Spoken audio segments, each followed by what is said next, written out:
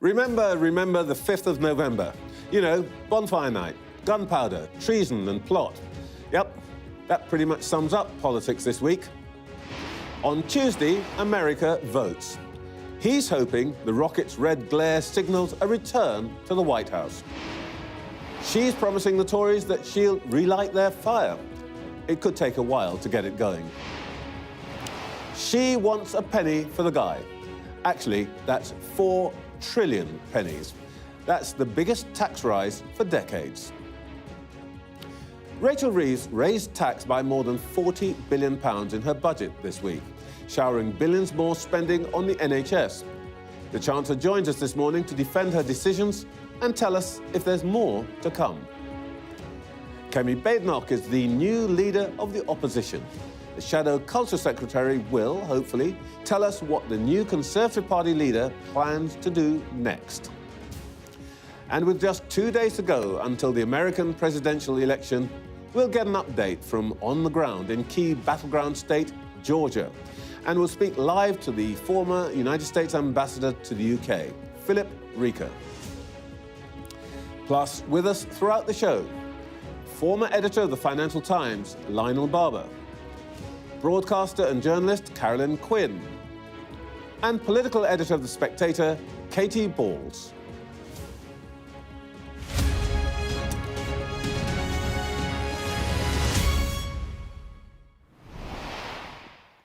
Welcome to Sunday Morning with Trevor Phillips. In November 1990, Norman Lamont became Chancellor in the middle of a recession, with inflation running at 14%. He joked that he expected to become the most unpopular man in Britain. Years later, he reflected that that was the only correct forecast made by the Treasury in the many years he was Chancellor. Until this week, Lamont's 1993 budget held the record for the biggest increase in taxes imposed on the British people. 2 months later, he was sacked. But that budget did kick off an economic recovery. Rachel Reeves may be hoping for the same outcome without the P45. She outdid Lamont on Wednesday with a £41 billion tax raid on the nation's payslips. She also is borrowing the thick end of £30 billion, arguing that she needs to spend big to get growth going. The markets are grumbling, but so far they're not panicking. However, there's a warning that to the voters, the whole thing was a bit of a damp squib. Labour fell 1 point behind the Conservatives in an opinion poll this week, and that was before the Tories even had a new leader. Well, can Rachel Reeves' gamble work? We'll discuss that and more this morning. First, with the Chancellor herself. Chancellor, I want to start with what you said to the country back on June the 11th. Here's you. I don't need to become Chancellor to know what a mess the government have made of public finances, of public services, and the fact that the tax burden is at its highest level in 70 years. We don't need higher taxes. What we need is growth. I don't want to, and I have no plans to increase any taxes beyond those which we have already set out. Now, you specifically said you already knew everything you needed to know, yet on Wednesday, you raised taxes by £40 billion. Why would a reasonable person believe a single word that you say in the next 15 minutes and that you'll stick to it? I was wrong on the 11th of June.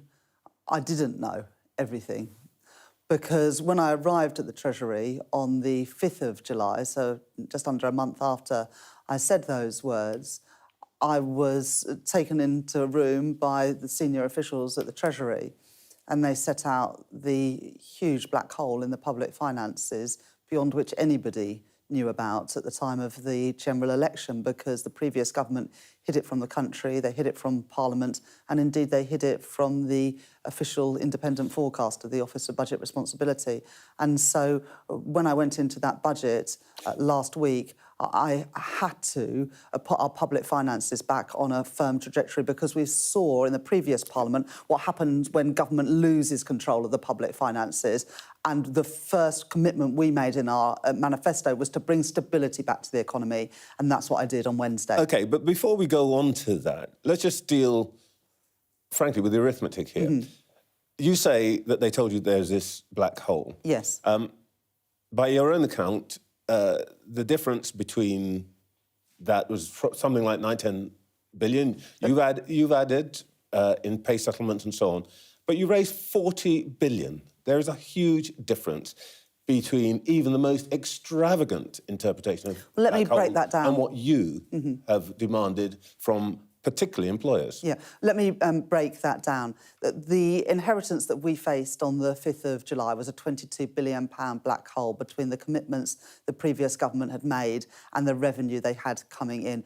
We published on Wednesday, alongside the budget, the hundreds of line-by-line accounts of how that £22 billion is made up. In addition to that, there was the unfunded compensation claims that we need to pay for the victims of infected blood and the Post Office Horizon scandal. And then the third thing is that the previous government hadn't done a spending review since 2021. And so the outlook for public services, particularly our NHS and schools, would mean big cuts to public spending, and we would not be able to get those waiting lists down. But so that is why we had to raise taxes by £40 billion this week. Some of that 40 billion is choices that you yourself made, and I want to come back to that.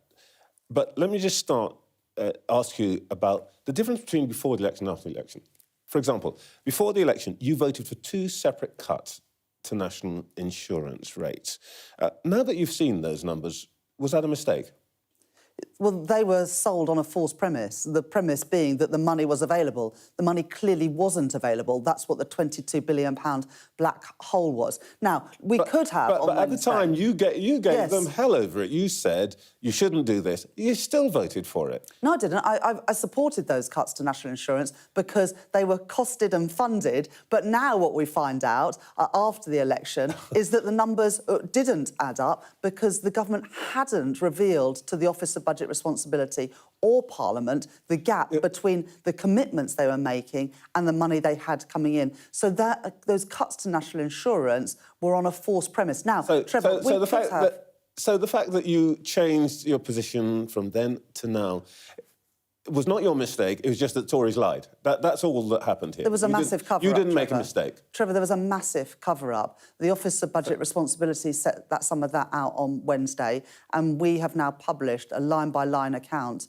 of how that £22 billion is made up. Now, I had 2 choices on Wednesday, Trevor. The first was whether I was going to be responsible and put all that information out there or not. And you have to if you want to bring stability back. And the second is how to close that gap. I've made my choices. I've put forward those tax increases. If people disagree, that's fine and reasonable, but they'll have to explain how they would make that money up. I want to talk about the future, and I want to talk about your choices, and I'd just like to get one thing clear straight away. Will your promise not to raise rates on income tax, VAT or employees' national insurance hold good for the whole of this Parliament? Yes, absolutely. It was our manifesto commitment not to increase those 3 taxes. So income tax, employee national insurance and VAT. And we won't increase those. Now, you just asked And there are no circumstances on which it will go up. The reason, you understand why I'm asking you this, because people are going to be a bit nervous. She said this before, then she discovered it was a problem. Will we discover in 2 years' time that there's some reason why they've got to go up? No. Or is this an absolute commitment? It's an absolute commitment. But let me just say this. We've now wiped the slate clean under the mismanagement and the chaos of the previous government. It's now on us. We've put everything out into the open. We've set the spending envelope for the course of this Parliament. We don't need to come back for more. We've done that now. We've wiped the slate clean. So you're saying, actually, there's not going to be an Oliver Twist moment. You're not going to come back and say, we want another tax rise.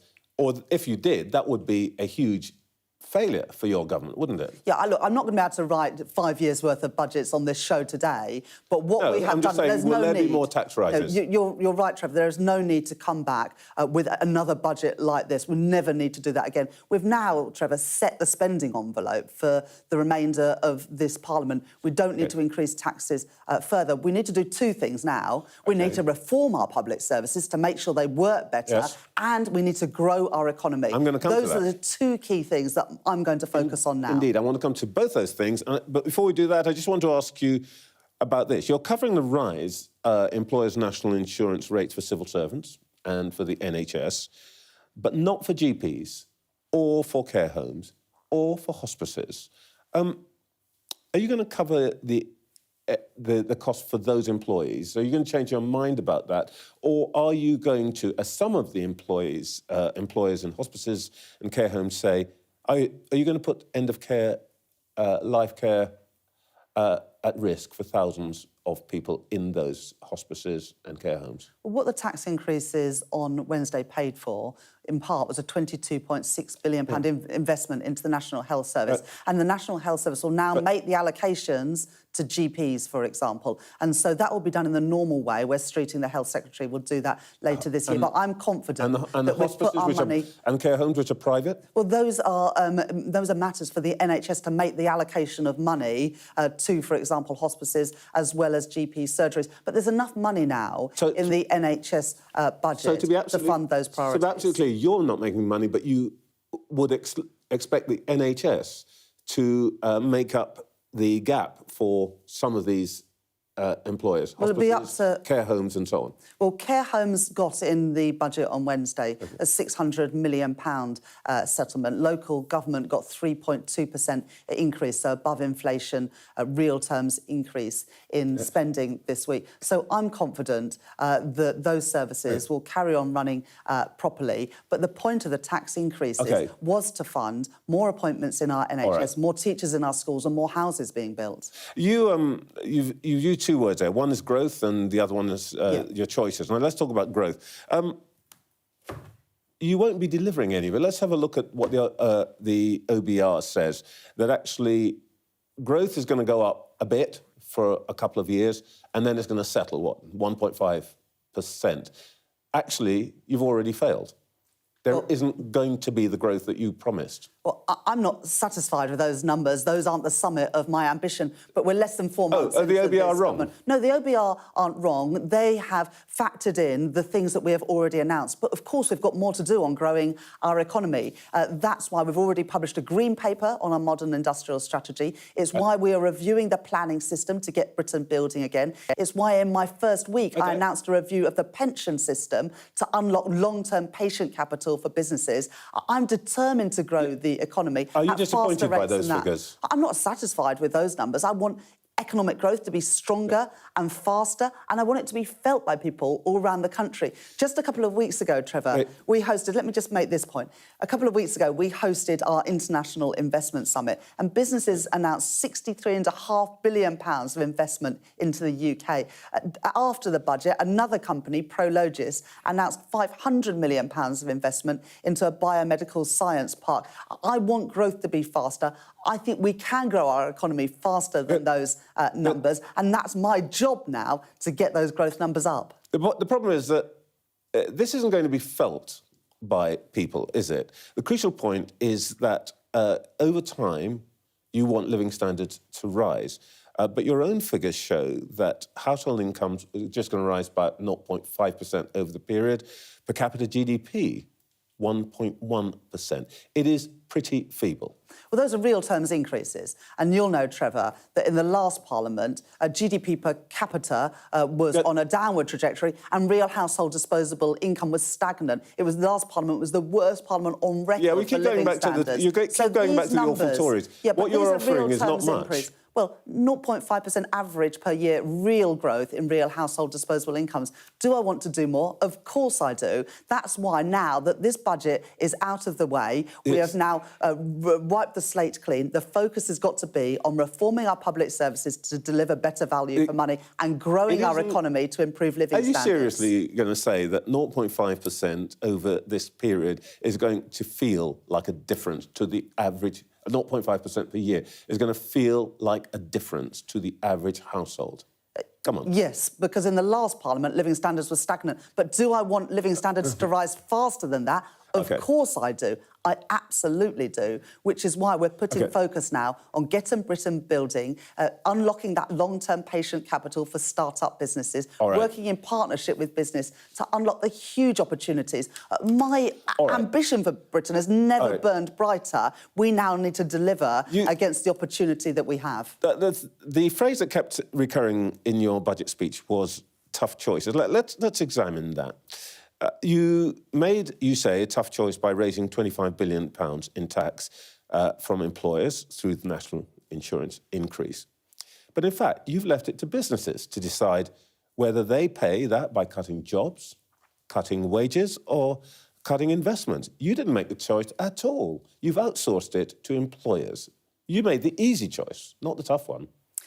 Well, we made a choice to ask employers to pay higher national insurance rather than putting that directly on employees. So as a result of our budget choices, no one will see higher taxes in their pay slip as a result. And yes, businesses will now have to make a choice whether they will absorb that through efficiency and productivity gains, whether it will be through lower profits or perhaps through lower wage growth. But overall, if you look at the package... They won't hire new workers? Well, if you look They won't hire new workers? Trevor, they won't give pay rises? They're the ones who are making the tough choice, not you. Trevor, let me make this point. The Office of Budget Responsibility forecast during this Parliament that wages increase and that employment increases. So you're taking one part of the budget, but if you look, for example, at parts of the budget that increased capital investment in our economy, that crowds in private investment, grows our economy and creates more jobs. So if you look at the package as a whole, it is good for employment growth and wages growth. Can you put yourself in the seat of a small employer who's having to pay the Small Businesses Association says something like £500 or £600 more for an employee? He or she has to pay that money. But you've exempted the government from having to pay that national insurance rise. So actually, everybody else has to pay the money, but you, the government employer, actually gets away with it. Can you see how that feels to an employer? Let me say two things. The point of this budget was, first of all, to make sure our public finances are on a solid footing. That's incredibly important for business because business in the last Parliament were hit by the instability and chaos. But also, let me say this too, that the smallest businesses are exempt from the increases in national insurance. You take about 1 million businesses out of 5 million. No, around half of businesses will be paying either less or the same amount in national insurance. If you are a small business and you're employing, say, 4 people at the national living wage, you won't pay any national insurance at all. That's a cut in your national insurance. Let me ask you about another choice that you did not make. There hasn't been an uprating of council tax since 1991. London properties sell for about 7 times as much as they did then. So Londoners are underpaying tax. People in the north, and particularly in the northeast, where you're an MP, Yorkshire, are now overpaying. Why did you dodge tackling the council tax? You've got a majority of 170, you've got 4 years. Couldn't be a better time to fix that problem that governments have dodged time and again? Well, that's a very complicated and tricky issue to address, and it would result in some people paying significantly more in tax. Yeah, what happened to tough choices? Well, I think we made plenty of tough choices in the budget this week, including the ones we've just gone through on employer NICs. I think it was the right approach to ask the wealthiest and to ask business to pay a bit more, to put our public finances on a firm footing and to ensure that we have the appointments in our NHS that we need and the teachers in our schools that we need. But this particular thing is not on the never-never. This is not a big thing. This is not a thing that's going to recede into the future. Councils currently are declaring the Section 114, you know this, the equivalent of bankruptcy. You're going to have to bail them out at some point.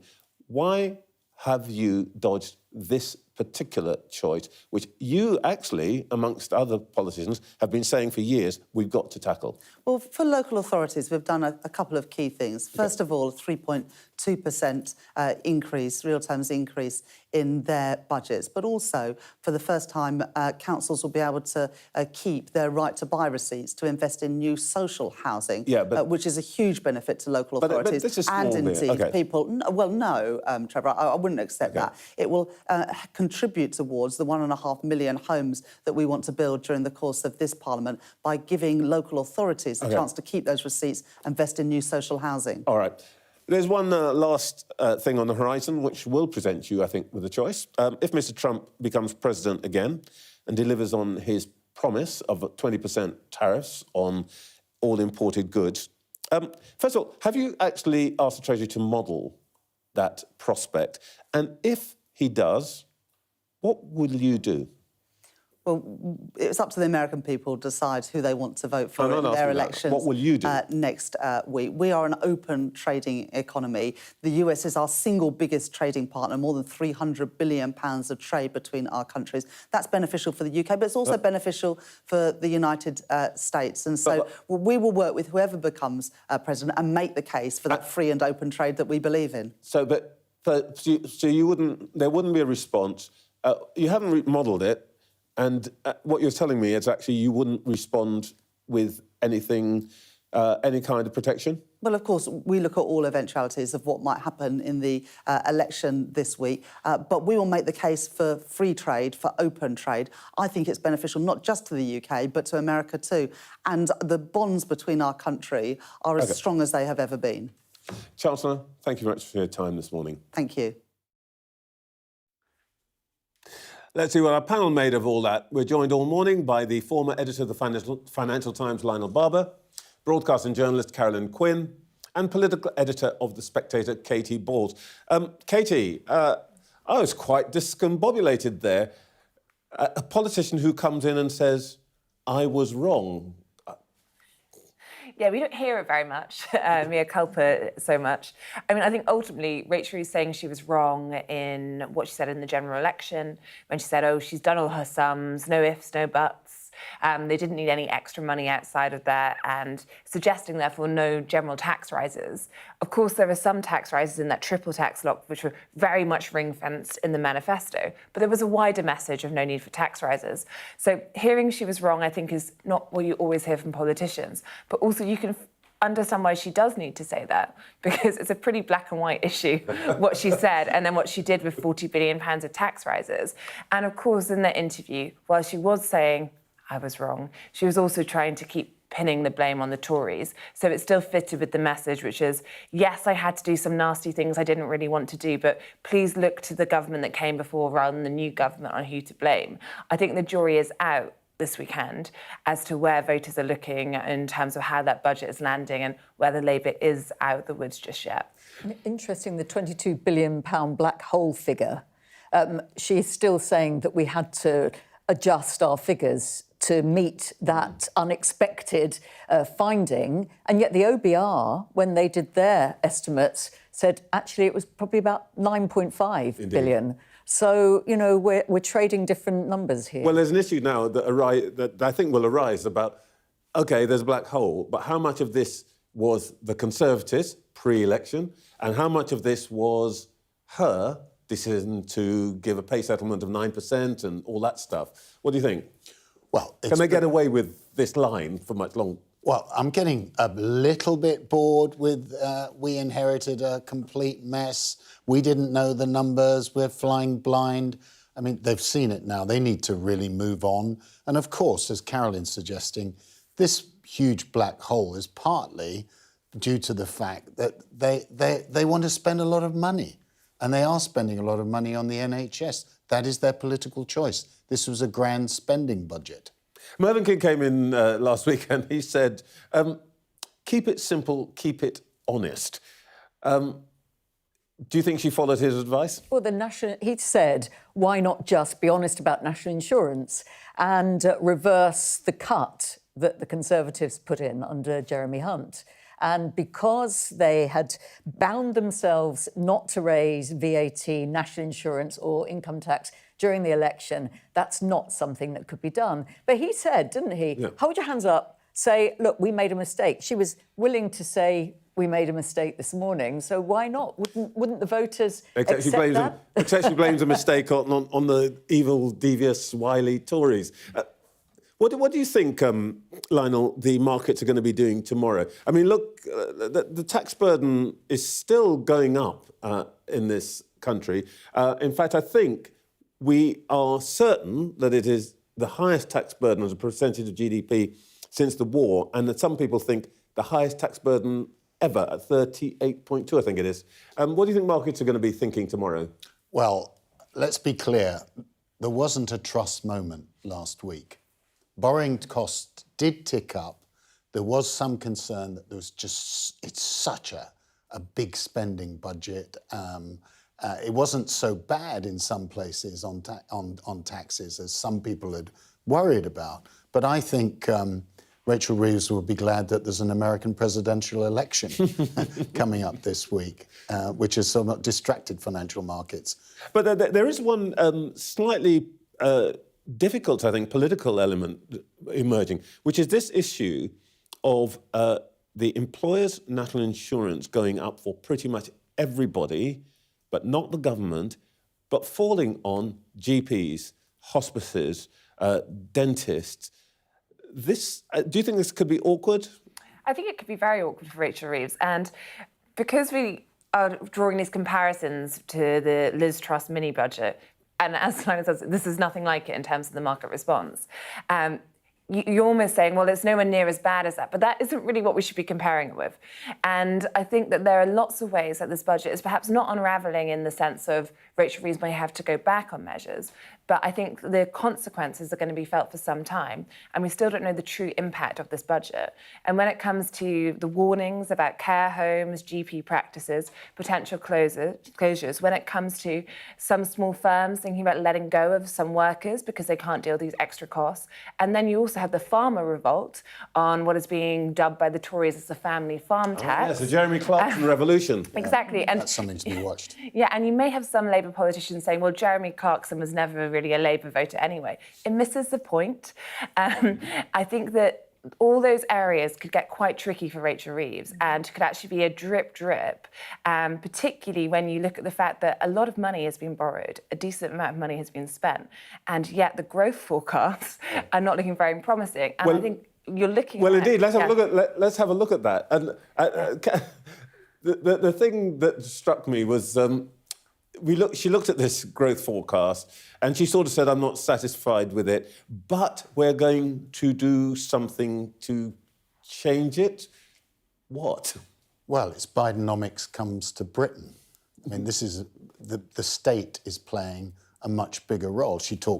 Rachel Reeves talked about a modern industrial strategy that transfers into subsidies, powering the green revolution. Is this going to be, though, a big job curator moves?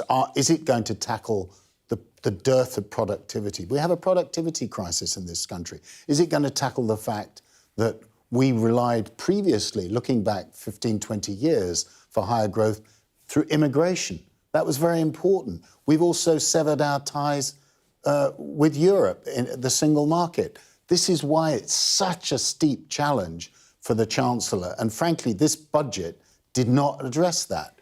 We're going to have to look to maybe the planning revolution. What are those changes, Trevor? Yeah, unfortunately, we didn't have time. I did want to ask her, where's that going to create the jobs? There was no answer on that. Well, I was interested in the long-termism of this budget, because as we've been saying, really growth is not going to happen during the course of this Parliament. A very, very welcome injection of funding into the NHS, for example, but how's it going to be recouped over the years? It's very different, isn't it, from the short-termism that we've had up to now? And is this Rachel Reeves and Keir Starmer just really betting the House that they will have another chance after the next election, that they will win the election and then they will be able to reap the benefits of this long-term growth? You could say it's a plus that we're moving away from short-termism, reactive politics, but it's a risk, isn't it? Because, you're playing it out over a much longer period. I just don't think there was any sense of animal spirits. What do you get people who are going to want to take risk? What's the big message to foreign investors? Spending £22 billion on an unreformed National Health Service it may be a vote pleaser in the short term, but it's not going to create growth. What do you think, Kate? I mean, big numbers, but it feels like a little bit of a damp squib and business a bit miserable. Yeah. Well, I think Rachel Reeves trying to pitch it as I'm fixing the foundations, that's her tagline, and therefore there's more good things to come. And I think it's a nod to the situation in the markets that this weekend you're having Rachel Reeves keep talking up all these growth measures, how they're going to reform various sections, which is clearly trying to calm down the markets and say there is a growth agenda really. But as Lionel says, the jury is out on that. OK, Well, we're going to carry on talking about that. It is now 9 o'clock. You're watching Sunday Morning with Trevor Phillips. In the last hour, the Chancellor's told this programme that she was wrong during the election campaign to say she wouldn't have to raise taxes more than she promised. Rachel Reeves said that was because the Conservatives covered up a black hole in the public finances. She said it was now up to Labour to deliver with the new money that she'd raised. Well, there's a lot more to come this morning. Shortly, we'll hear from the Shadow Culture Secretary, Julia Lopez. Plus, with more than 60 million votes already cast in Tuesday's crunch presidential election, what can we expect and what does it mean for us? I'll be joined by the former United States Ambassador to the United Kingdom, Philip Reeker. Kemi Badenoch wakes up this morning adjusting to a new life as leader of the opposition. Winning the leadership elections likely to be the easiest of the challenges she faces. She now needs to rebuild her party from the disaster of the general election, from a record low number of MPs, record low share of the vote, and record low party membership. Julia Lopez is, for now at least, the Shadow Culture Secretary and has been a long-time ally of the new leader. She joins me now. Good morning. Good morning, Chair. By the way, have you had your conversation about what your new job's going to be yet? I haven't, no. OK. What are you looking for? What do you hope to be able to do?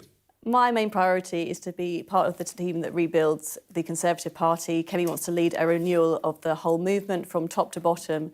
So I will serve in whichever capacity she thinks I am best suited. It's the mission for me rather than the position. Just so that viewers are clear about that, we did ask her, why is she not here? Why are you here, not her? Not to be rude to you or anything.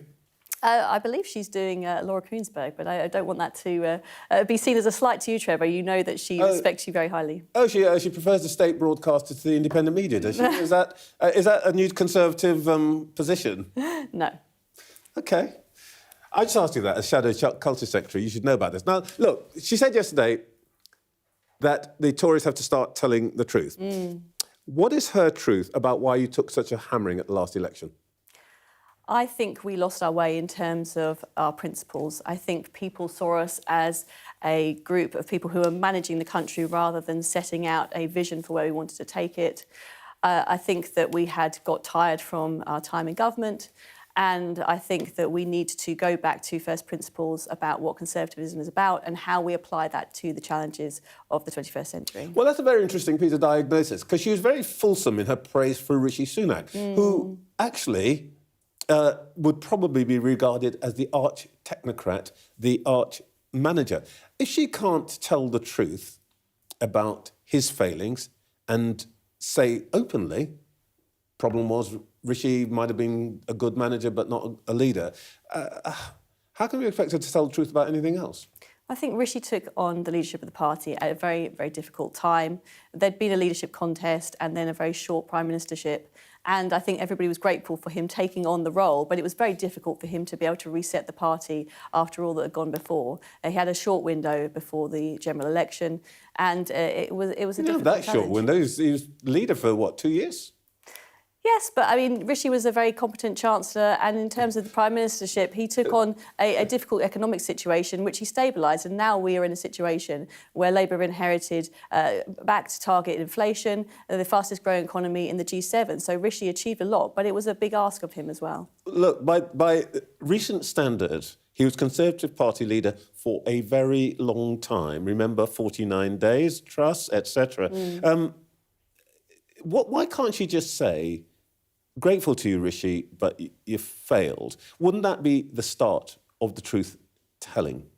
Well, I think we've all said we have to have a very deep analysis of where we went wrong, because we've lost 2/3 of our MPs. We've lost the trust of the public. Okay. We have an enormous task to undertake to get that trust back, and we have a very bad government that we need to hold to account very ruthlessly. So there's a lot of work to do. All right. She says she's going to unite the party, and she said yesterday that Robert Jenrick has a great future in the party. Presumably he's going to be part of the new team. What job would you like to see him have? Look, I'm not going to sit here, Trevor, whilst I suspect some of these conversations are underway, and start speculating as to who's going to be taking which role. OK, presumably we'll hear about all that tomorrow. Her campaign is pretty policy light, and she's explained why that is. But she did win against an opponent who argued for three very specific policies: withdraw from the European Convention on Human Rights, reduce the number of visas issued to fewer than 10,000, 50% cut in international aid. Can we assume now that a Badenoch-led party wouldn't support any of those policies? I think what happened in the election, in the leadership election, was that we started talking about these things as if leaving the ECHR was an end in itself, and that's not the end that we are seeking. We are seeking lower immigration overall, and Kemi wants to take a very rounded approach to taking that immigration level down. That means looking at every aspect of the challenge. Leaving the ECHR may end up being one of those policy prescriptions. Visas may end up being one of those policy prescriptions, but what she doesn't want to do is to start writing a manifesto at this stage of the Parliament before we know what we are likely to be taking on at the next general election. So withdrawing from the ECHR, still on the table? Yeah, I think cutting international aid, still on the table? Well, throughout the leadership contest, she said that if that's what is required, that is what she will do. How should the public then regard a Badenoch-led party? Since we know something about her character, which I'll come back to in a second, but we literally now have no idea what she might want her party to do if it were to return to government. Kemi made very clear that the issue is if we keep putting out very detailed policy prescriptions at a time when the public fundamentally don't trust us to see them through, then we're not going to fix the fundamental challenge that faces us. As I say, the fundamental challenge is people have lost trust in our ability to do some of these things. We have to go back to basics, restate our values as a Conservative Party and win the trust back through our actions rather than simply just throwing lots of ideas out there and hoping that they'll stick. OK, well, let's talk about some areas in which Kemi Badenoch has never been shy about throwing ideas out, in fact, nailing her colours to the mast. And one of them, of course, is the issues of identity politics, culture wars and so on. It's suggested this morning that we should change the name of our traditional honours from Order of the British Empire, for example, to the Order of British Excellence. Where's the Badenoch-led Conservative Party going to be on that? I have to say, Trevor, I haven't seen that story, but my gut feeling is that she would be deeply sceptical towards that. Why? Because we haven't got an empire anymore. There's an implication that the empire is something that is a source of shame, and I don't think that she's ever thought that it is. OK, but it's not a matter of whether it's a source of shame or not. It is a matter of whether it is the 21st century. I mean, I don't know if anybody's mentioned this, but I think we lost the empire some decades ago. Why stick with it? Well, Trevor, as I say, I haven't seen this article and I haven't had a chance to discuss it with Kemi, so I'm not going to sit here and start putting words into her mouth. All right. You know her pretty well. There are a few politicians of whose personality more is spoken. How can I put this delicately? Does part of the future for the new leader need to be a bit of a personality transplant, maybe a bit less blunt, a bit more emollient? Why would that be necessary? Because many of her colleagues say, and you know this, that she is abrasive, that she doesn't, if you like, in common parlance, stroke them enough. Some people say she's rude. I don't think that's true. I know her, but I don't think that's true. But she certainly gives that impression to many people. So, are we going to see a new Kemi Badenoch? Is she going to be nice to people? Trevor, we're in a situation now where Kemi secured the most MP votes. Kemi also secured the most votes among the membership. People want to see politicians who are straight talking. She speaks with clarity, she speaks with truth.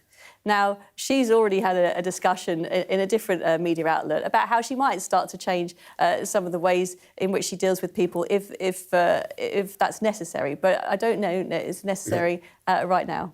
All right, well, let's. I'll make a judgment on that when she finally deigns to do an interview with us. Look, one last thing, and you'll understand why I asked this question. For the last, whatever it is, 18 hours or so, she has been consistently described in every media outlet as the new leader and the first black leader of a major political party. She herself has never mentioned that. Has has her irritation levels hit the roof yet about this fact? I don't think so. I just think, Trevor, we're now on to our fourth female leader, our second ethnic minority leader. And I think for our party, which is fundamentally united on the basis of meritocracy, just don't think it's that big a deal. Kemi won. Why is everybody mentioning it all the time then? I don't think we can dictate whatever other people discuss. I mean, people are looking at her appearance and making judgments on it. The point I'm trying to make is that she was elected because of her courage, her fearlessness, and the fact that her campaign resonated with the majority of members. So, those kinds of issues are maybe important to some people, but I don't think they're fundamental to her. OK, Julia Lopez, Shadow Culture Secretary for 24 hours or so. Thank you very much for your time this morning. Trevor, thank you. Cheers. There is a new episode out of the Electoral Dysfunction podcast on Kemi Badenoch's election as the new leader of the Conservative Party. You can listen to that by scanning the QR code on your screen now. And here's a reminder about the big event of the week to come. The best place to watch full coverage of the United States presidential election is right here on Sky News. Are you ready to make your voices heard? As America votes, Win, win, win, win. Get ready for an election night like no other. join our team stateside as we get close to the action and bring you the results as they arrive. With full reaction and comprehensive analysis guiding you through the night. in an election which could have huge consequences around the world. America Votes, Election Night, live. Get the full story first on Sky News. Back to our panel, Lionel Barber, Carolyn Quinn and Katie Balls. Carolyn, here's an interesting thing. It may seem trivial, but I think it's quite significant. Everybody's already calling her Kemi. There are a few politicians who had that accolade, Boris, Ken and so on. What does that tell us about what people think about Kemi Badenoch? I suppose it gives her a bit of advantage that people might feel that they know her, and the Conservatives are certainly going to have to battle to get heard, aren't they? That is the actual state for an opposition party. They will struggle. So at least she will draw attention. People might feel that they know her more than somebody else, but it's not going to make her task any easier. If you look at the people that voted in that election for leader, what were the figures? It was 131,000 people eligible to vote. Only 72.8% did. Now, what does that say about excitement about a new phase for the Conservative Party? It's apathy, perhaps? Or is it that people felt that they were offered the wrong candidates? You know, did you have one nationer sitting at home thinking, I'm not going to vote for either of these two? There was a cracking moment when the chair of the 1922 committee announced that 45 people had voted for both candidates. Yes. I love that bit. Katie, what's she got to do? What hasn't she got to do? I mean, I suppose you can say the plus for Kemi Badenoch is she is taking over as leader of the Tory party on the day that the Tories are, I think, 1 point ahead of Labour, according to one poll. And it's nothing too much to boast about, but I don't think that's happened since probably the Partygate days. I think that can mask how tricky the task is, and also even Labour's troubles in the first 100 days. I think some Tory MPs are becoming a bit almost thinking, oh, we only need to do a few small things and we'll be back in power because Liz lot aren't doing very well. And really, the scale of loss that they had in that election means that rebuilding bases across the country, fixing the party machine. There's a massive funding shortage at the moment, meaning there's very few staff to go around. And then also working out from a party of about 121 MPs, where is the talent? I mean, everyone is really going to get a job because there are so few MPs. But you need to, I think, key appointments would be chief whip for party discipline. It's really notable that not one candidate, when it came to the final three, managed to get the support of really more than 1/3 of the party. And the last time that happened was 2001. It did not end particularly well for the victor of that contest, Ian Duncan Smith. So party management will be a big thing. And then also chairman's going to be key. And then direction, which is, we know Kemi Badenoch is quite good at picking fights. She needs to pick fights with the right people, her opponents, not her own side. And she needs to enthuse the membership, doesn't she? The ground troops who've got to get back out there and fight. You know, you've got big elections coming up next. As you're pointing out, there are not many ground troops. I think the party membership has declined over time. At the top there, we see the Hague Cameron days, 250,000 down to 130,000. Lionel, what hope have they got? Or should they just go away and get themselves sorted for 5 years? They need to get themselves sorted, and Kemi Badenoch, needs... Badenoch, please. Sorry, Badenoch, or Kemi. Should we keep it simple? OK. No, she needs to do maybe 3 things. First, she has to fill out a large blank sheet on policy. What does this party stand for? She says she's got principles, but how does that translate into policy? Second, she needs to be quite astute in who she chooses in the shadow cabinet, what balance in the party. Is she going to be nice to generate? She has to decide how she neutralises Nigel Farage, who basically either wants to destroy or mount a reverse takeover of the Tory party. And the third thing, which you alluded to, I believe, Trevor, which is there a kinder, gentler Kemi somewhere? I mean, I think people have compared her to Margaret Thatcher. This is way too early. By the way, Margaret Thatcher was an MP for 16 plus years before she became leader. Where's her Gordon Rees? The gentleman or the PR guru. The PR guru that's just going to actually smooth some of those rough edges and not encourage her to have a fight every time she walks into a room. And Trevor, when it comes to policy, did I hear Julia Lopez say that the ECHR pulling out of that, if that is what is required, that is what she will do? Well, I think to be fair to her, she said it's still on the table. There's no decision about that. Which is interesting because I've certainly spoken to Conservatives who say that they would have voted for Robert Jenrick if it weren't for the ECHR policy, and so they chose to vote for Kemi Badenoch. Are they now going to be thinking, well, what have we done if it's still on the table? I don't know. I mean, it's one of those big issues, and it's certainly a dividing line with Labour. There is definitely a lot of clear blue water now between the two parties. Yeah, deep blue water. Deep, deep, deep. No, I feel that as though this weekend, with the fallout from the budget and the emergence of Kemi Badenoch, I think UK politics looks very different, and we have much clearer dividing lines potentially, and also just dynamics. And that first Prime Minister's questions between Kemi Badenoch and Keir Starmer is going to be fascinating, because there are lots of figures in Labour who are a little bit dismissive, I think, of either Robert Jenrick or Kemi Badenoch. They would say James Cleverly was who we were more worried about. He talked about the Tories being normal. That's a good idea, but the MPs didn't want it, is what they will say. But figures in number 10 will admit that they think those Prime Minister's questions exchanges could be quite difficult for the Prime Minister. It'll be the day after fireworks, maybe more fireworks on Wednesday. Well, she'll certainly be up for it, but I think this is what's so interesting about the election of Kemi Badenoch is that this shows that the cultural issues, and this is similar to the American presidential campaign, are almost more important than economic issues, because we don't really know much about her economics, but we know for sure that she's a woke warrior. I want to come back to anti-woke warrior. I want to come back to in our last part. I've got a question on that, but for the moment, we will get into the American presidential election that is now just 2 days away.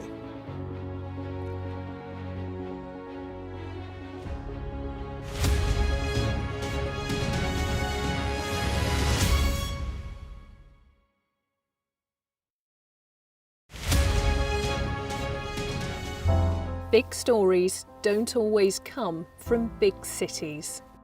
I'm Lisa Dowd and I'm Sky's Midlands correspondent. You are not getting in this elevator, okay? The judge made it very clear that she could see no justifiable reason why Sakulas wasn't here facing British justice. I promised I would get him justice. Free, wherever you get your news. This is what they're up against. The wind is the really big problem. It is back-breaking work and the smoke is thick. It's been working well. Water levels are dropping, but no one knows what impact further rain will have. What would you do if this place wasn't open? This is the exact spot in Nottingham where their 19-year-old son, Barnaby Webber, lost his life. I just think it's so cruel and so harsh. It's really scary. We're terrified. In this community, I'm told that everybody knows someone affected by COVID. Hopefully this will be the last wave. Sky News gets the full story first. Change seems tantalisingly close in this corner of the UK. Wales was the first to introduce the plastic bag charge. It's legal to let go. Set the speed and take the hands off. It's almost driverless, but not quite. Hans is a highly trained police dog. The force is incredible. It's really frightening, actually. This is my patch, my specialism. It's also my home.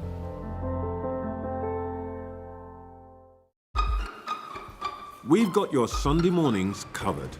From the front page and the sounds of the streets to the voices of the people who make the major calls and big picture politics beyond Westminster. We'll put you at the heart of our story. A new start to Sunday. I'm ready. Are you? Join me, Trevor Phillips, Sunday mornings on Sky News. There's always more to the news than a headline. We want to discover, to delve a little deeper, to find out what's really going on. Explanation, analysis, the people at the heart of every story. I'm Neil Patterson, and this is the Sky News Daily Podcast. So, by the end, we'll hopefully all understand what's going on in the world just that little better. Available wherever you get your podcasts. The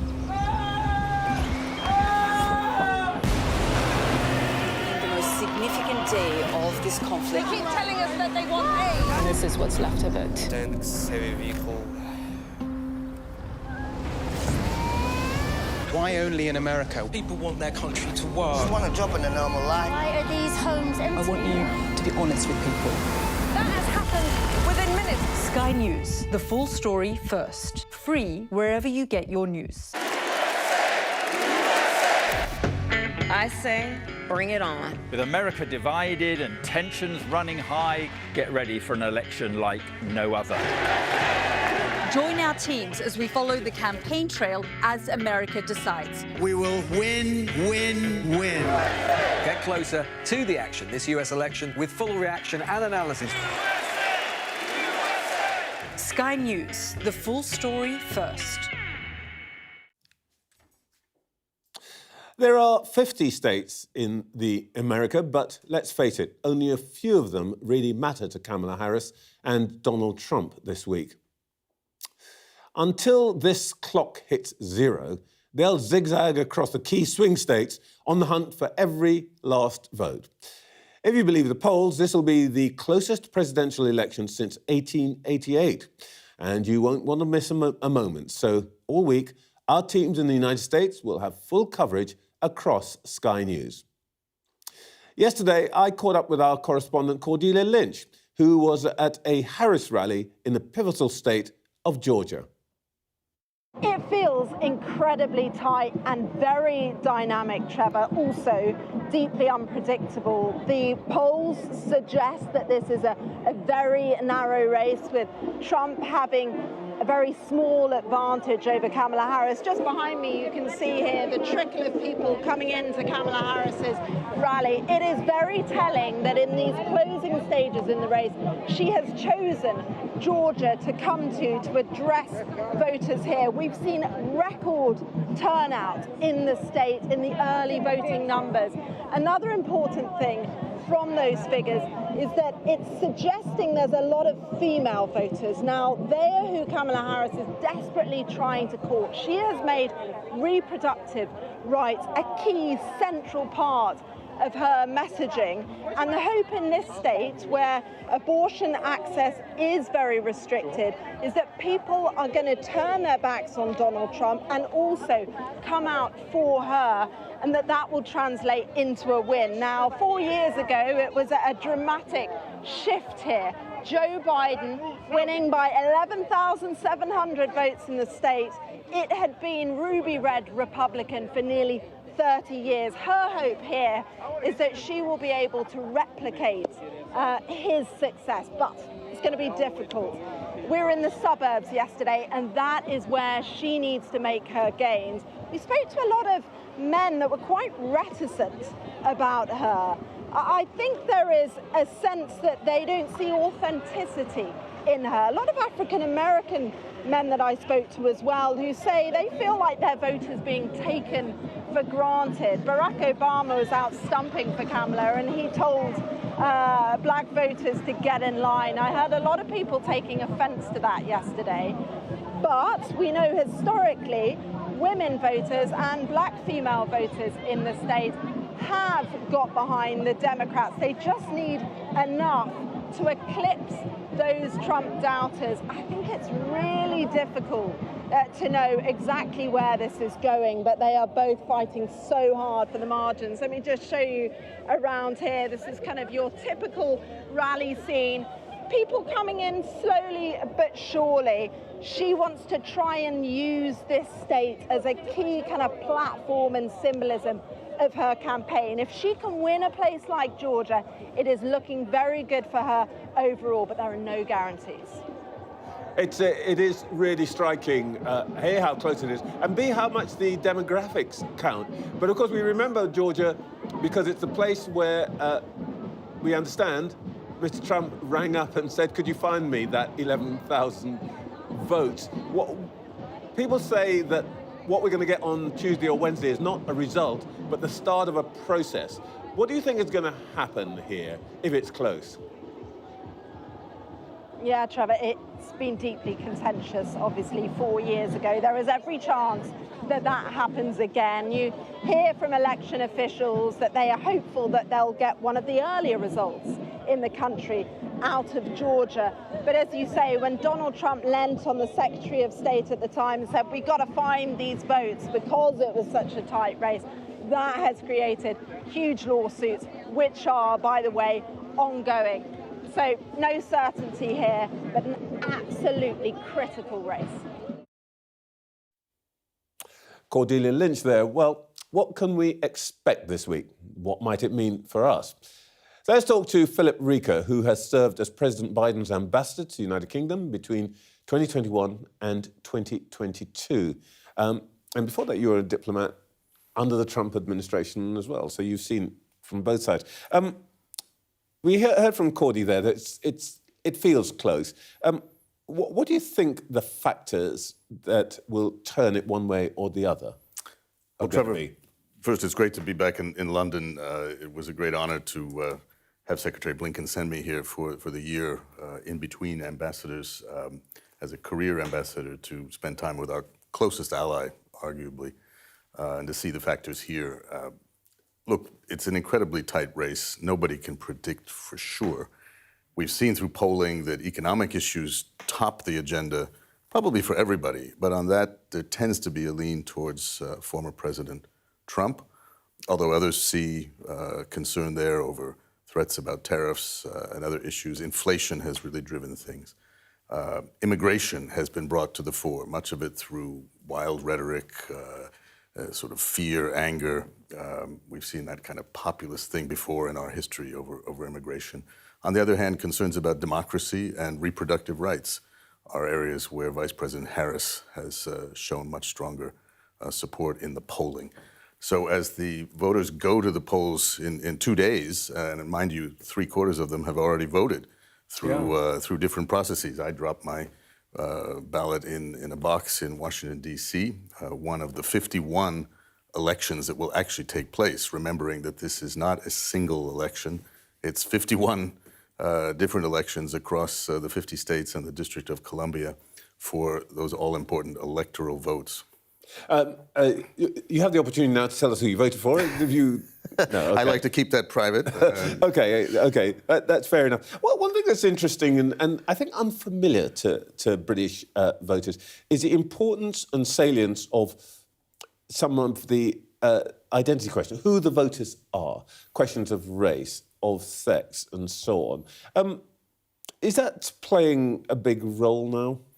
I think it is. You see a lot of reporting, certainly, and polls reflect this. Gender is a big issue. The women's vote versus men. Education is playing an ever greater role, and you've seen a shift in those swinging toward the Republican side versus the Democratic side.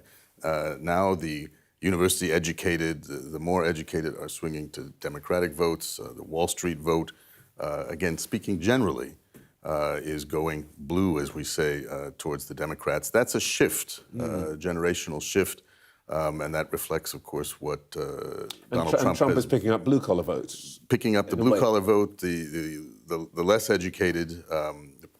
You see reports about younger males, men, particularly younger men, less educated. Those themes that he stresses in his rallies and other points resonating with them. So a lot to come out of this. It's a time of great change and certainly a major inflection point, however this goes. Well, we need to prepare ourselves, I guess, for what happens after Tuesday. A friend of mine in the United States says that we shouldn't anticipate a result, but regard Tuesday as a start of a process. Because there'll be legal challenges, there'll be recounts and all of that. And just the counting takes time. It's inevitable this is going to take a while? I don't expect to see a vote, certainly not Tuesday night, a result, a firm result. You'll recall in the 2020 election, it took several days for some states to come in and be called, finally delivering the vote to President Biden. And of course, you remember there were lots of challenges, legal challenges. To this day, former President Trump suggests that he did not lose that election. Everything through courts and bipartisan reviews showed that President Biden won that election, but it does take time, and so I anticipate it could be several days into a week before. Then the legal challenges begin. Both sides have lawyered up. They'll be ready for this. Somebody said, who wins this election? It's the lawyers. But, as ever in the United States. Let's talk about the potential Trump presidency, because in a sense, the Biden-Harris presidency at some level is a continuation of what we have now. But we think we know Donald Trump better than we do Kamala Harris. But would you expect the Trump of 2025 to be very different to the Trump of 2017? I think it will be different in the sense that he has that experience of 4 years in the White House. He brings that with him, lessons perhaps learned, perhaps not. You have to listen to what he has said, and that, of course, gives many people pause. The rhetoric in this campaign has reflected a lot of fear, a lot of anger. I think many people want that to be passed and focus on a sort of resilience. But we have to be prepared, I think, for everything, and that's a theme that Vice President Harris has underscored. I think the institutions in America will persevere. They will get us through what is likely to be a tumultuous period of reflection. If you look back at history, we've been through these things before, but this will be a particularly anxious time. Indeed. And it's rather interesting that you said you have to, as it were, listen carefully to what Donald Trump said. I don't know who, I can't remember who said it, but somebody said, you've got to take Donald Trump seriously, but not literally.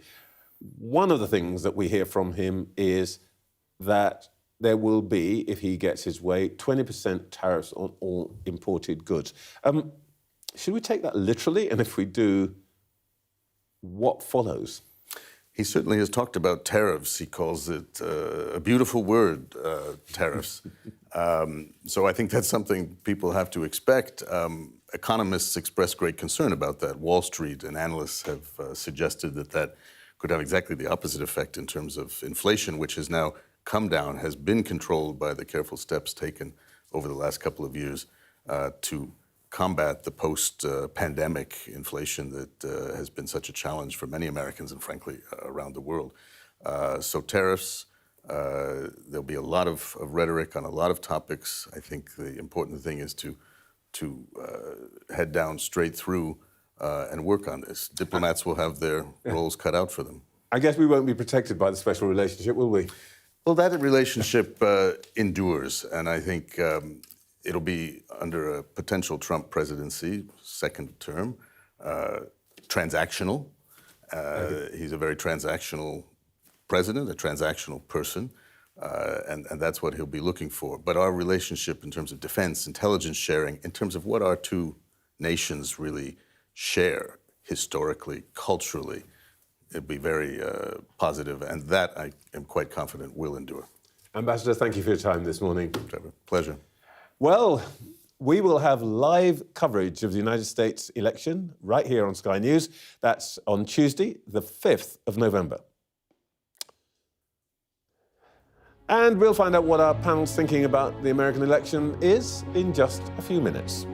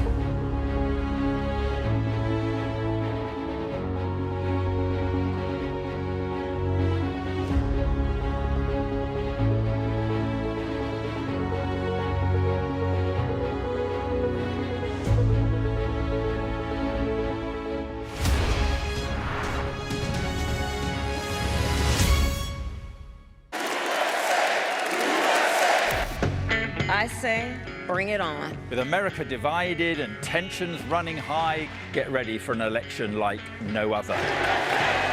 Join our teams as we follow the campaign trail as America decides. We will win, win, win. Get closer to the action this US election with full reaction and analysis. Sky News, the full story first. Back to our panel, Lionel Barber, Carolyn Quinn and Katie Balls. I know there's absolutely no point asking any of you what's going to happen because nobody knows and nobody watching would believe you know. But Lionel, what do you think it's going to turn on? The ambassador talked about the economy, reproductive rights and so on. But what are you hearing that is really driving this? Well, I was in America for a week 2 weeks ago, and the economy and inflation are absolutely critical, as well as the border, immigration, the sense that America's being sort of overwhelmed, and Trump's playing to that. And those two factors count to his advantage, and they're significant because Kamala Harris is associated with you know, she was put in charge, perhaps unfairly, tough job to deal so-called with the border. Now, on the other hand, it really does come down to what we know as the ground game, that is turnout, getting your voters to come out in the key states. And you've got them up there. You can see it's the Midwestern states, but also, crucially, Arizona, a border state, and Nevada. Now, I think what everybody's looking at right now is the potential for women to turn out in large numbers because of the abortion issue. Trump is sitting on the fence. There's a lot of concern about that. And if you get women to vote in large numbers in these key states, then that may help. Oh, well, I think if that's what they vote on, rather than on the pocketbook issues. Well, I think pocketbook issues are at the top of the ladder, but for women, that is a big factor in their minds. And obviously, Kamala Harris is playing on this like nobody's business. And Donald Trump said, I will protect women, even if they don't want to be protected. Well, that comes from a convicted sexual offender. Well, you know. I take it when you heard that, Carolyn, you felt a wave of warmth and safety. I certainly felt protected, definitely. I think it's interesting, the economy issue, because, on reproductive rights, on women's issues, Kamala may well have sealed the deal as far as the Democrats are concerned, but on the economy not. And it's been interesting, she's been modulating her policies, hasn't she? She's been talking much more about her economy policies, price gouging, how she wants to tackle those sorts of issues that, as you say, attack the pocketbook. Also modulating things on fracking, on the Middle East. So she's had to move from her earlier positions. And of course, her problem is that she is still so associated with Biden. Yeah. She's wanted to be the change candidate, but then people will say, well, you know, you've been in charge. As Lionel said, she's been in charge of immigration. She hasn't done anything about it in their eyes. So she's got that real trouble of trying to say, I'm the change candidate, but the economy's actually been doing OK under the Democrats. You're just not recognising it. So it's a really difficult path that she's had to tread too. I wonder if viewing it from afar, we are losing, and basically because our political class is basically not so much pro-Harris, but loathes Trump, that we're missing some of the points. One, for example, is Biden's remark last week where he sort of described, or could be heard as describing, Trump supporters as garbage, which I think probably is the same as the deplorables from Hillary Clinton, which still, by the way, I know this, stings in America. Oh, yeah, but what about the apostrophe? The apostrophe. I think, obviously, insulting voters of any type, particularly in really swing states where you need some of those voters to come across, is a bit of a fool's game, and I think does lead to this sense of people thinking they're above certain views, and that just doesn't play well when you're actually trying to win these people around. And I think more generally, I think Kamala Harris's campaign has come into problems almost the more media she's done. It was going a lot better when she could almost stay away from some of these questions about, well, you'll change, but also you support Joe Biden, so what's the difference? Mm-hmm. And I think when it comes to what might make the difference in this election, to Lionel's point, you can already see all over social media there's this effort from the Democrats to get the vote out on the abortion issue when it comes to using some celebrities, some influencers, that type of thing. But then Donald Trump is also doing his tour of almost the tech bro podcasts, reaching out to the younger men in that sense. And I think that those are two dynamics. When the votes are that tight, it could be what decides it. But just on the economy very briefly, I think that one of the problems is people keep saying, well, look, the American economy is going gangbusters. But if people don't feel it, it's just hard to do. I don't think it helps to call Trump a fascist. I think that is similar to garbage. He does pose a serious threat if he comes back.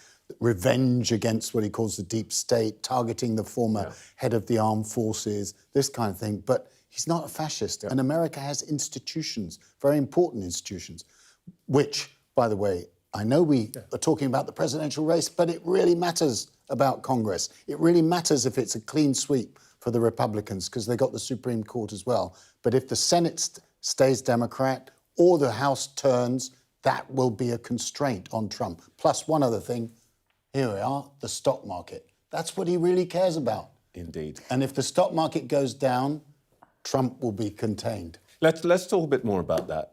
But we are going to put a shilling in the meter. In just a moment, we'll hear once again from our panel.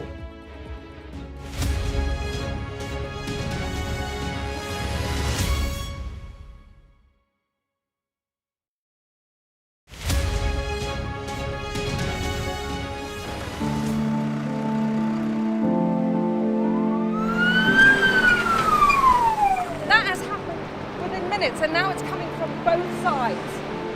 And it's moving this way.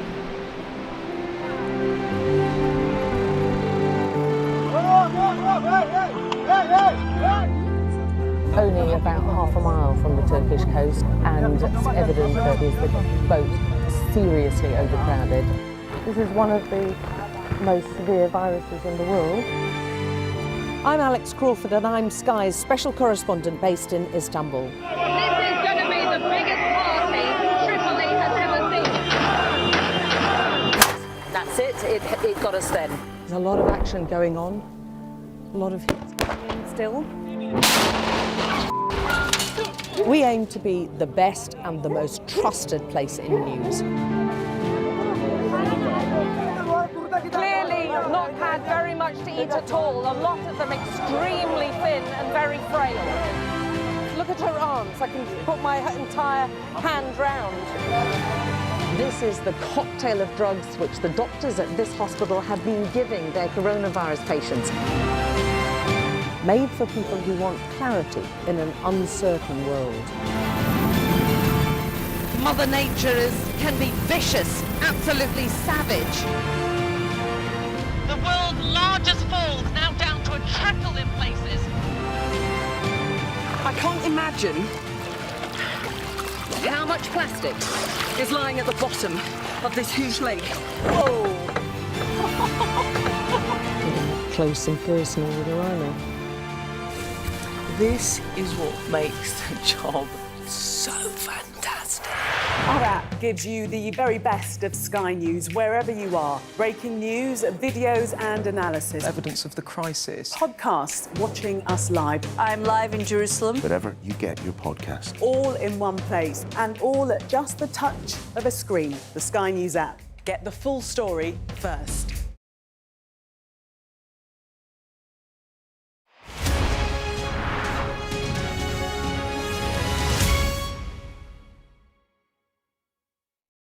There's always more to the news than a headline. We want to discover, to delve a little deeper, to find out what's really going on. Explanation, analysis, the people at the heart of every story. I'm Neil Patterson, and this is the Sky News Daily Podcast. So, by the end, we'll hopefully all understand what's going on in the world just that little better. Available wherever you get your podcasts. We've got your Sunday mornings covered. From the front page and the sounds of the streets to the voices of the people who make the major calls and big picture politics beyond Westminster. We'll put you at the heart of our story. A new start to Sunday. I'm ready. Are you? Join me, Trevor Phillips, Sunday mornings on Sky News. Back to our panel, Lionel Barber, Carolyn Quinn and Katie Balls.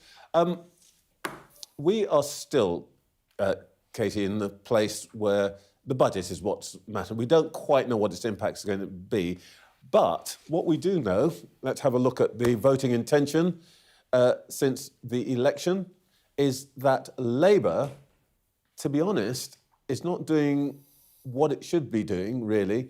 And though this doesn't show it, as you referred to earlier on, there was a poll which has put the Tories 1 point in the lead, which I don't think anybody imagined would happen for years. Yes, and of course, it might give the Tory MPs a bit of a boost at the moment, but this far out from an election, you can't read too much from it. But what you can take away is, I think that within the Labour Party, there's a sense that they themselves are shocked at how much they've almost frittered away what should have been that post-election glow, you could call it. And it's not been on the budget or the difficult decisions, because we probably don't really have enough polling yet to tell us the true public opinion on the budget. It will take a bit longer. It's on quite silly things. It's on, number 10 psychodrama. It's on who funds your suit. It's on and there's all these things where I don't think they're, perhaps they're handling on to fuel that decision. So I think there was a sense of a wasted opportunity within the Labour Party. I think one of the things some in Labour hope is, because there is a decision to put off the budget for a long time, because Rachel Reeves wanted to consult the OBR, it slightly meant politics has been in a holding pattern for over 3 months. Now the budget's out the way, is this the chance for Labour to actually get going with their plans, for new policies, for ideas to be discussed, those reforms? That's the optimist in Labour's view. The negative view is that what they needed was, to use the post-election boost to put through some really difficult decisions, and they really left it too late to have the public buy-in on some of those. Here's one important feature, I think. The dark blue line, the Tories, they're pretty much where they were. The one that's changing is the light blue line. As Labour's losing votes, it looks like it's shedding votes to Reform. Well, I want to go back to what Katie just said, which is absolutely right. They frittered away their political capital. They had a large majority. And with all this doom and gloom, they've actually lost what ought to have been a feel-good factor. I mean, actually, the markets have been very benign. The economy is not doing badly.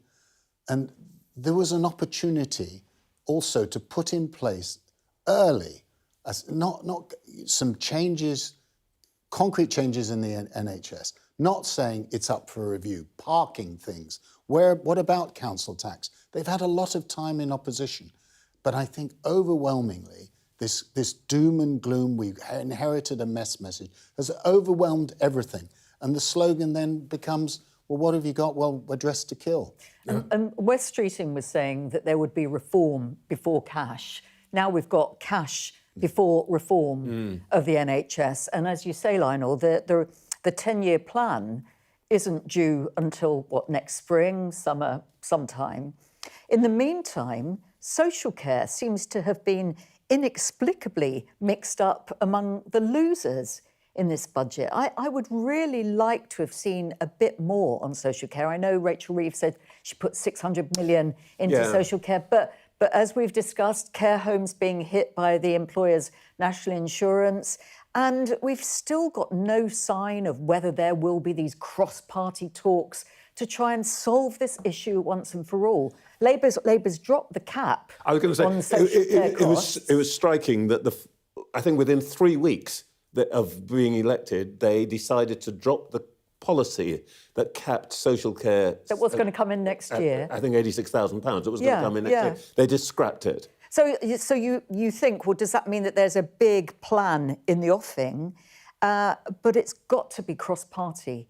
I know they've tried before to do that, but it's such a pressing issue for so many people that it's got to be sorted, and one would hope that next year is the start of that. I think the risk on social care is it just becomes another, Royal Commission and drags on and no one grasps. But just briefly on the reform point, I think there is a question which, with Labour's troubles, it's not necessarily the case that the Tories are going to be the only or the main benefactor from that.